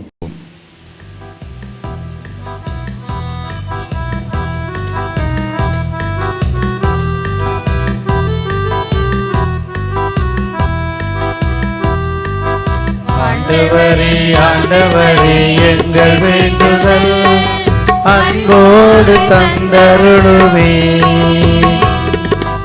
ஆண்டவரே ஆண்டவரே எங்கள் வேண்டுதல் அன்போடு தந்தருளுமே. எங்கள் அன்பு தந்தையே இறைவா, புனித பேதுரு வழி வந்த திருத்தந்தை பிரான்சிஸ், ஆயர்கள், குருக்கள், கன்னியர், துறவரத்தார் ஆகிய அனைவரும் நல்லாயனாம் இயேசுவை பின்பற்றி சமாதானத்தின் தூதுவர்களாகவும் அன்பின் வழிகாட்டிகளாகவும் நீதியின் கருவிகளாகவும் வாழ்ந்து இறையாட்சியை மீண்டும் மலர்ந்திட உமது அருள் மாட்சியை பொழிந்திட வேண்டுமென்று இறைவா உம்மை மன்றாடுகிறோம். ஆண்டவரே ஆண்டவரே எங்கள் வேண்டுதல் அன்போடு தந்தருளுமே. ஆண்டவரே ஆண்டவரே எங்கள் வேண்டுதல் அன்போடு வாழ்வளிக்கும் வசந்தமே என் இறைவா, புனித தனிஸ்லாஸ் கோஸ்காவின் திருவிழாவை காண ஆவல் கொண்டும் காண இயலாதவர்களுக்காக மன்றாடுகிறோம். அவர்கள் செய்யும் தொழிலில் செழிப்பினை கண்டிடவும் எண்ணிய யாவும் ஏமாற்றம் இன்று கிடைத்திடவும் இனிவரும் காலங்களில் அனைவரும் குடும்பமாய் கலந்திடவும் அவர்களுக்கு தேவையான பொருளையும் அருளையும் நிறைவாய் பொழிந்திட வேண்டுமென்று இறைவாய் உம்மை மன்றாடுகிறோம். ஆண்டவரே ஆண்டவரே எங்கள் வேண்டுதல் அன்போடு தந்தருளுவே. ஆண்டவரே ஆண்டவரே எங்கள் வேண்டுதல் அன்போடு தந்தருளுவே. அமைதியின் அன்பரே எம் இறைவா, பல்வேறு நாடுகளிலும் ஏற்பட்டுள்ள பிரச்சனைகள் மற்றும் இயற்கை இடர்களாலும் உலகில் அமைதியற்ற மற்றும் ஆதரவற்ற நிலையை காண்கின்றோம். இந்நிலையை மாற்றி நாடுகளை ஆளும் தலைவர்களின் அறிவு திறனாலும் ஆக்கச் செயல்களாலும் மக்களின் ஒத்துழைப்பாலும் உலகில் நீடித்த அமைதியும் உதவும் மனப்பான்மையும் வளமான வாழ்வும் பெற அருள் புரிய வேண்டுமென்று இறைவா உம்மை மன்றாடுகிறோம். ஆண்டவரே ஆண்டவரே எங்கள் வேண்டுதல் அன்போடு தந்தருளுமே. ஆண்டவரே ஆண்டவரே எங்கள் வேண்டுதல் அன்போடு தந்தருளுமே. வழிகாட்டும் ஒளியே எம் இறைவா, எம் பங்கில் உள்ள சிறுமிகள் அனைவரும் நல்லொழுக்கத்திலும் சிறந்து விளங்க வேண்டுமென்று இளைஞர்கள் இளம் பெண்கள் அனைவரும் தங்கள் எதிர்கால வாழ்வை தன் கண்முன் கொண்டு எப்போதும் உமக்கு ஏற்ற பிள்ளைகளாக வாழ்ந்து ஊரின் பெயரை உலகறிய செய்து உழைப்பவர்களாக வாழ தேவையான அருளை தந்தருள வேண்டுமென்று இறைவா உம்மை மன்றாடுகிறோம். ஆண்டவரே ஆண்டவரே எங்கள் வேண்டுதல் அன்போடு தந்தருளுமே. ஆண்டவரே ஆண்டவரே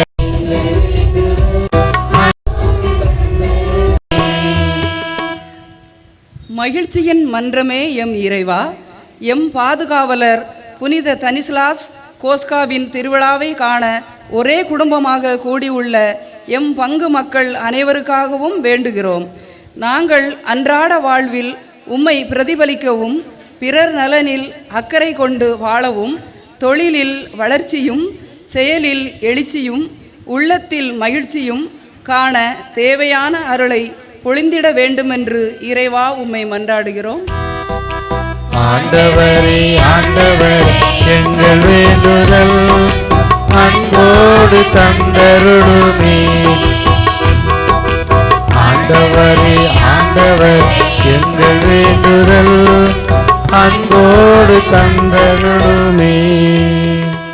உறவின் உயிரே எம் இறைவா, நீர் எங்களுக்கு கொடுத்துள்ள உறவுகளுக்காக உமக்கு நன்றி கூறுகின்றோம். இன்றைய காலகட்டத்தில் தவறான போதனைகளாலும் போலியான புரிதல்களாலும் தீய சக்திகளாலும் பொறாமையாலும் பிரிந்திருக்கின்ற எங்கள் உறவுகளை மீண்டும் உமது அருளால் புதுப்பித்து ஒற்றுமையிலும் அன்பிலும் ஒன்றிணைந்து வளமோடு வாழ உமது அருளை தர வேண்டும் என்று இறைவா உம்மை மன்றாடுகின்றோம்.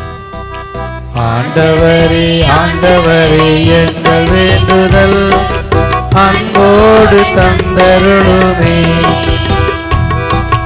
ஆண்டவரே ஆண்டவரே எங்கள் வேண்டுதல் அன்போடு தந்தருளுமே.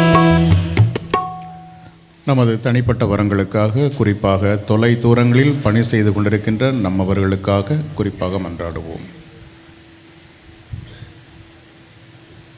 எங்கள் புகலிடமும் பலவுமாகிய தந்தையே, உம் திருப்பெயரில் நம்பிக்கை கொண்டு உம் திருப்பாதம் இதோ இந்த மன்றாடுகளை சமர்ப்பிக்கின்றோம்.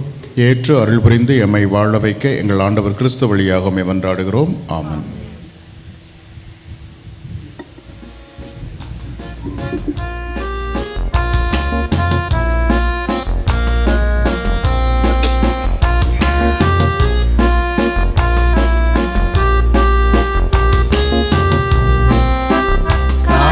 காணிக்கையாக என்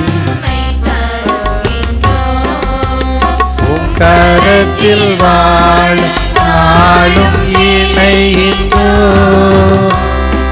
காணிக்கையாக எம்மை தருகின்றோம். உம் கரத்தில் வாழ நாளும் விளைகின்றோம்.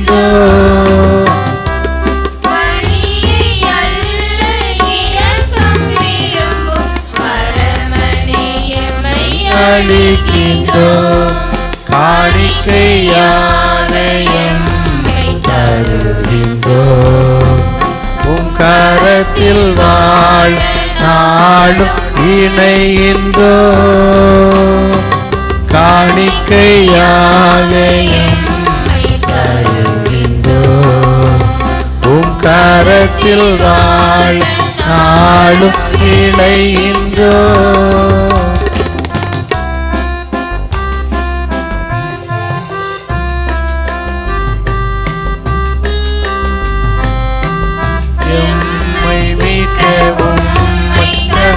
கல்வாரி சிகரத்தில் எம்மை மீட்கவும் தந்தி கல்வாரி சிகரத்தில்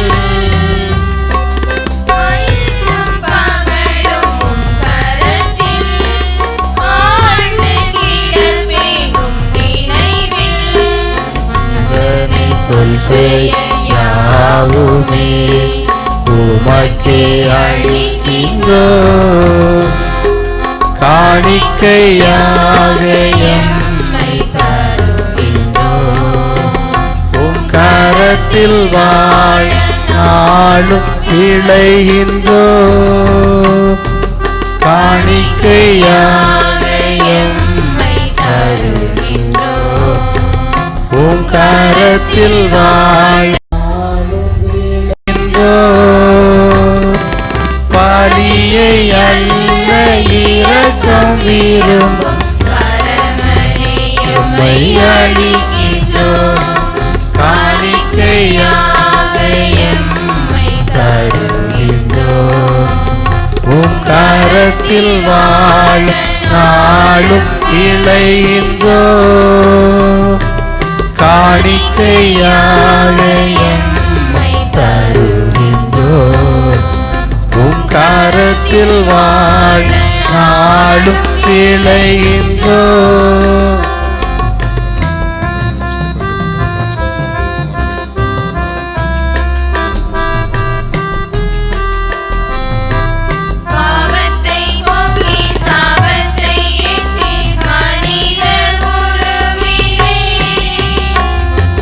பாவத்தை போக்கி சாபத்தை ஏற்றி மனித உருவிலே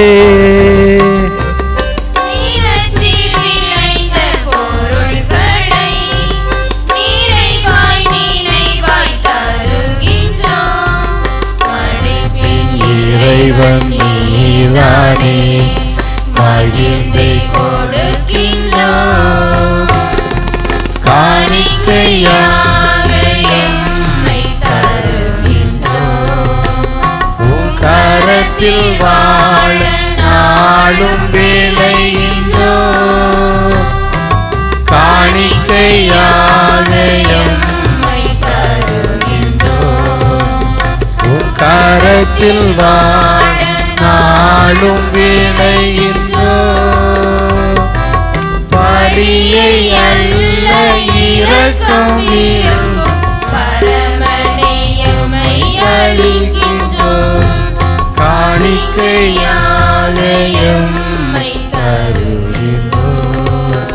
உம் கரத்தில் வாழ நாளும் விளைகின்றோம். சகோதர சகோதரிகளை, என்னுடையது உங்களுடையதுமான இப்பலி எல்லாம் வல்ல இறைவனுக்கு ஏற்றதாகும்படி ஜெபியுங்கள். புகழ்ச்சிக்காகவும் ஆட்சிக்காகவும் நமது நன்மைக்காகவும் புனித திரு அவையின் அனைத்து நலன்களுக்காகவும் உமது கையேந்தி பலியை ஏற்றுக்கொள்வாராக.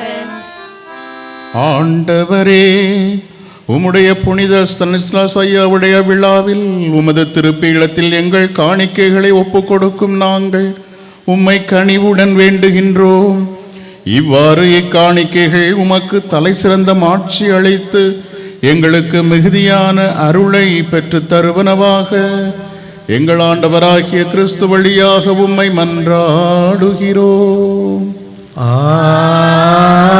ஆமென். ஆண்டவர் உங்களோடு இருப்பாராக. உம் ஆன்மாவோடும் இருப்பாராக. இதயங்களை மேலே எழுப்புங்கள். ஆண்டவரிடம் எழுப்பியுள்ளோம். நம் ஆண்டவருக்கு கூறுவோம். அது தகுதியானது. ஆண்டவரே, தூயவரான தந்தையே, என்றும் உள்ள எல்லாம் வல்ல இறைவா, எங்கள் ஆண்டவராகிய கிறிஸ்து வழியாக எந்நாளும் எவ்விடத்திலும் நாங்கள் உமக்கு நன்றி செலுத்துவது மெய்யாகவே தகுதியும் நீதியும் ஆகும். எங்கள் கடமையும் மீட்புக்குரிய செயலுமாகும். ஏனெனில் புனிதர்களின் வியத்தகு சாட்சியத்தால் உமது திரு அவை என்றும் புதிய ஆற்றல் பெற்று வளமடைகின்றது. இவ்வாறு எங்கள் மீது நீர் கொண்டிருக்கும் பரிவன்பை தெள்ளத் தெளிவாக காட்டுகின்றீர். மேலும் எங்களது மீட்பை மறைநீழ்வை நாங்கள் நிறைவேற்றுவதில் அப்புனிதர்களின் சிறப்பு மிக்க எடுத்துக்காட்டால் தூண்டப்பெற்று அவர்களது தகுந்த பரிந்துரையால் என்றும் ஊக்கம் பெறவும் அருள் புரிகின்றீர். ஆகவே ஆண்டவரே, வானதூதர் புனிதர் அனைவரோடும் நாங்கள் சேர்ந்து உம்மை புகழ்ந்து அக்களிப்புடன் பாடுவதாவது: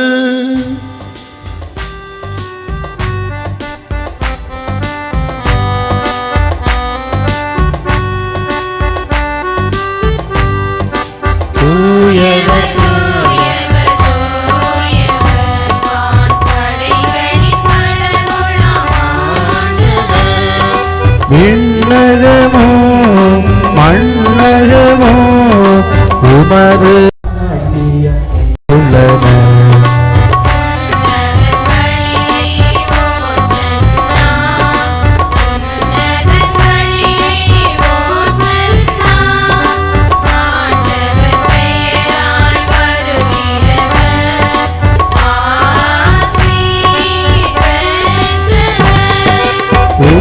உன்னதங்களிலே ஓசன்னா, உன்னதங்களிலே ஓசன்னா, ஓசன்னா, ஓசன்னா. ஆண்டவரே, நீர் மெய்யாகவே தூயவர், அனைத்துக்கும் ஊற்று. ஆகவே உம்முடைய ஆவியை பொழிந்து இக்காணிக்கைகளை தூய்மைப்படுத்த வேண்டுமென உம்மை மன்றாடுகின்றோம். இவ்வாறு எங்கள் ஆண்டவர் இயேசு கிறிஸ்துவின் உடலும் இரத்தமுமாக எங்களுக்கு இவை மாறுவனவாக. அவர் பாடுபட உளம் கனிந்து தம்மை கையளித்த போது அப்பத்தை எடுத்து நன்றி செலுத்தி அதை பிட்டு தம் சீடர்களுக்கு அளித்து கூறியதாவது: அனைவரும் இதிலிருந்து பெற்று உண்ணுங்கள், ஏனெனில் இது உங்களுக்காக கையளிக்கப்படும் என் உடல்.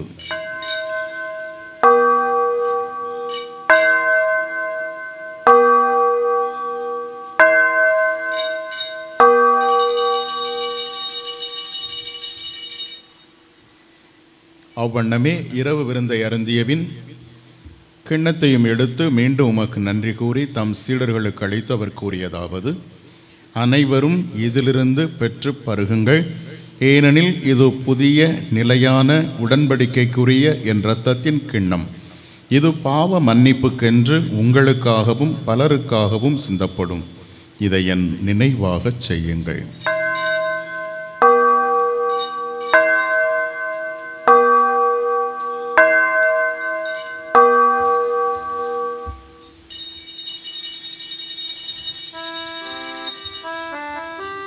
நம்பிக்கையின் மறைபொருள். ஆண்டவரே, நீ வருமள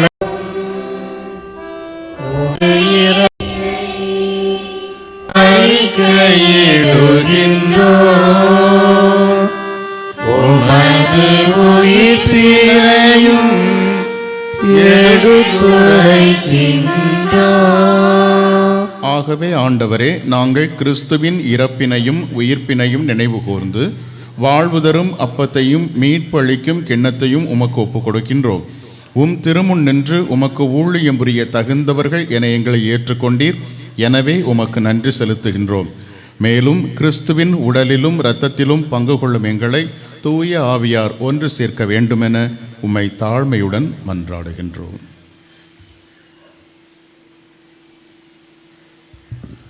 ஆண்டவரே, உலகெங்கும் பரவி இருக்கும் திரு அவையை நினைவு எங்கள் திருத்தந்தை பிரான்சிஸ், எங்கள் ஆயர் ஸ்டீபன் அந்தோணி, எல்லா திருநயினராக அனைவரோடும் உமது திரு அவை அன்பில் நிறைவு பெற செய்தருளும். அன்பு தந்தை இறைவா, இந்த நாளிலே எங்கள் பாதுகாவலர் புனித தனிஸ்தாசியாருடைய திருவிழாவை சிறும் சிறப்புமாக கொண்டாடி கொண்டிருக்கக்கூடிய இந்த நேரத்திலே இந்த திருவிழா திருப்பணியில் கலந்து ஜெபித்துக் கொண்டிருக்கிற என் பங்குரை மக்கள் ஒவ்வொருவரையும் நிறைவாக ஆசீர்வதியும். ஒவ்வொருவருக்கும் நல்ல உடல்நலத்தையும் உடல்நலத்தையும் தாரும். குடும்ப தலைவர்களுக்கு தொழில் வளர்ச்சியை தாரும். பிள்ளைகளுக்கு கல்வி செல்வத்தை தாரும். இளைஞர்களுக்கு நல்ல வேலைவாய்ப்பை தந்து சிறப்பாக இவர்களை ஆசீர்வதித்தரலும். நினைக்கின்ற காரியங்கள் ஒவ்வொன்றையும்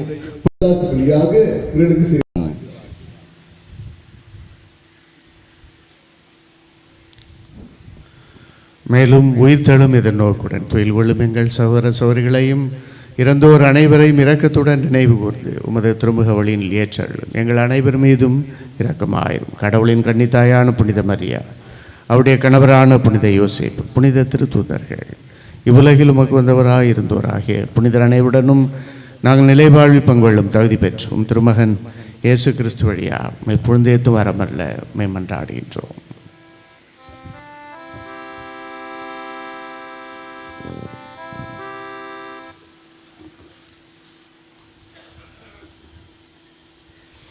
இவர் வழியாக இவரோடு இவரில் எல்லாம் வல்ல இறைவனாகிய தந்தையே, தூய ஆவியாரின் ஒன்றிப்பில் எல்லா புகழும் ஆட்சியும் என்றென்றும் உமக்கு உரியதே.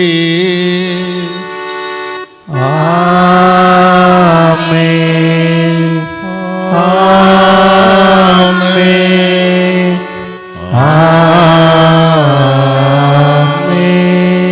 கடவுளை நம் தந்தை என அழைக்க இயேசு நமக்கு கற்பித்தார். எனவே நாம் துணிவுடன் பாடுவோம். விண்ணுலகில் இருக்கிற எங்கள் தந்தையே, உமது பெயர் தூயது என போற்ற பெறுக. உமது ஆட்சி வருக. உமது திருவுளம் விண்ணுலகில் நிறைவேறுவது போல மண்ணுலகிலும் நிறைவேறுக. எங்கள் அன்றாட உணவை இன்று எங்களுக்கு தாரும். எங்களுக்கு எதிராக குற்றம் செய்வோரை நாங்கள் மன்னிப்பது போல எங்கள் குற்றங்களை மன்னியும். எங்களை சோதனைக்கு உட்படுத்தாதேயும், தீமையிலிருந்து எங்களை விடுவித்தருளும். ஆண்டவரே, தீமை அனைத்திலும் இருந்தும் எங்களை விடுவித்து எங்கள் வாழ்நாளில் அமைதியை கனிவுடன் அருள உம்மை மன்றாடுகின்றோம். உமது இரக்கத்தின் உதவியால் நாங்கள் பாவத்தில் இருந்து எப்போதும் விடுதலை பெற்று யாதொரு கலக்கமும் இன்றி நலமாயிருப்போமாக. நாங்கள் எதிர்நோக்கி இருக்கும் பேரின்பத்துக்காகவும் எம் மீட்பராகிய இயேசு கிறிஸ்துவின் வருகைக்காகவும் காத்திருக்கின்றோம். ஏனெனில் ஆட்சியும் வல்லமையும் மாட்சியும் என்றென்றும் உமதே. ஆண்டவரே இயேசு கிறிஸ்துவே, அமைதியை உங்களுக்கு விட்டு செல்கின்றேன், என் அமைதியையே உங்களுக்கு அளிக்கின்றேன் என்று உம் திருத்தூதர்களுக்கு மொழிந்தீரே. எங்கள் பாவங்களை பாராமல் உமது திரு அவையின் நம்பிக்கையை கண்ணோக்கி உமது திருவுளத்திற்கேற்ப அதற்கு அமைதியையும் ஒற்றுமையையும் அளித்தருள்வீராக. என்றென்றும் வாழ்ந்து ஆட்சி செய்கின்றவர் நீரே. ஆமென். ஆண்டவருடைய சமாதானம் உங்களோடு என்றும் இருப்பதாக. உம் ஆன்மாவோடும் இருப்பதாக. ஒருவருக்கொருவர் நமது அன்பையும் சமாதானத்தையும் பகிர்ந்து கொள்வோம்.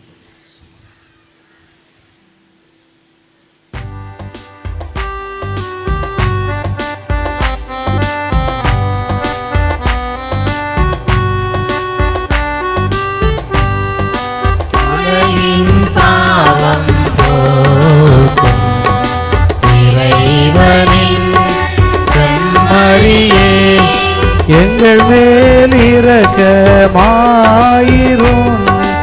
உலகின் பாவம் போக்கும் இறைவனின் செம்மறியே, எங்கள் மேல் இரக்கமாயிரும். உலகின் பாவம் போக்கும் இறைவனின் செம்மறியே, எங்களுக்கு அமைதி அருளும். எங்களுக்கு இதோ இறைவனின் செம்மறி, இதோ உலகின் பாவங்களை போக்குகின்றவர். செம்மறியின் விருந்துக்கு அழைக்க பெற்றோர் பேறு பெற்றோர். ஆண்டவரே, நிலைநிறுத்தி எழுந்தருள நான் தகுதியற்றவன். ஆனால் ஒரு வார்த்தை மட்டும் சொல்லியருளும், என் ஆன்மா நலமடையும். கிறிஸ்துவின் திருவுடலும் இரத்தம் என்னை காத்து நித்திய வாழ்வளிப்பதாக.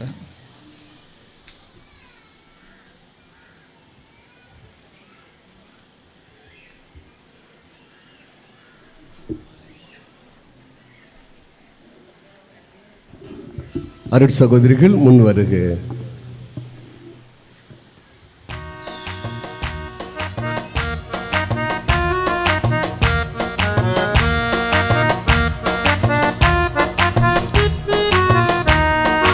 இயேசு தரும் விருந்திது உண்ண வாருங்கள், இறையரசின் உணவிது பகிர்ந்து கொள்ளுங்கள்.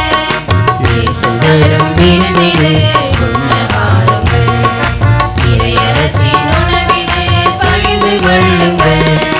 வருவோம் சமத்துவ உறவினை, பெறுவோம் இறைவனின் அருளை. வருவோம் சமத்துவ உறவினை, பெறுவோம் இறைவனின் அருளை. இயேசு தரும் விருந்திது உண்ண வாருங்கள், இறையரசின் உணவினை பகிர்ந்து கொள்ளுங்கள். இயேசு தரும் விருந்தினை உண்ண வாருங்கள். இறையரசின் உணவினை பகிர்ந்து கொள்ளுங்கள்.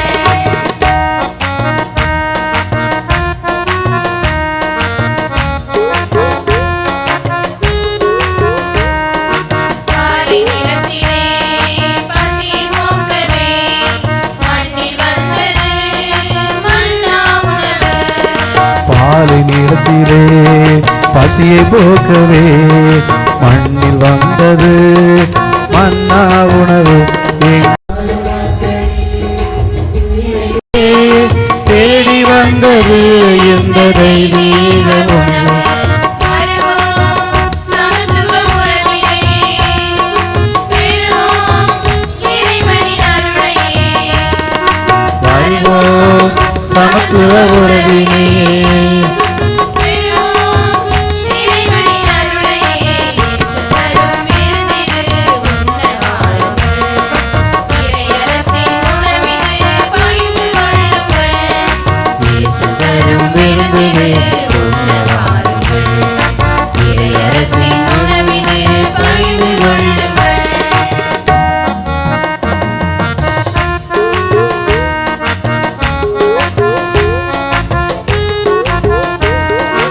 இறுதி இரவிலே இயேசு தந்த உணவு, விடுதலையை தந்திட பலியான உணவு. இறுதி இரவிலே இயேசு தந்த உணவு, ஆன உணவு. நீதி எங்குமே ஆற்றலாயிடும் இந்த உயிருள்ள உணவு வருவோம் சமத்துவ உறவே பெறுவோம் இறைவனின் அருளை வருவோம் சமத்துவ உறவே பெறுவோம் இறைவனின் அருளை இயேசு தரும் விருந்திது உண்ண வாருங்கள் இறையரசின் உணவிது பகிர்ந்து கொள்ளுங்கள் இயேசு தரும் விருந்திது உண்ண வாருங்கள் இறையரசின் உணவிது பகிர்ந்து கொள்ளுங்கள்.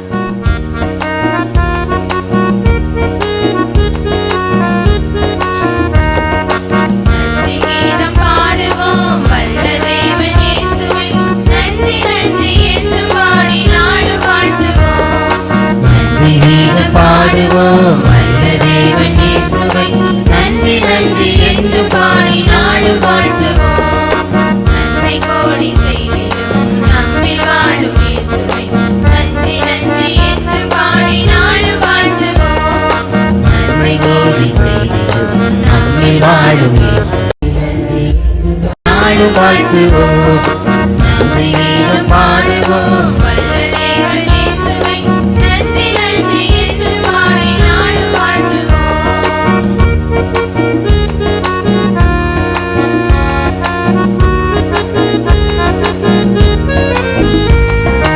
இந்த நெஞ்சில் வந்த தெய்வமே உந்தன் அன்பை என்றும் பாடி என்று பாடியே நன்றி கூறுவோம்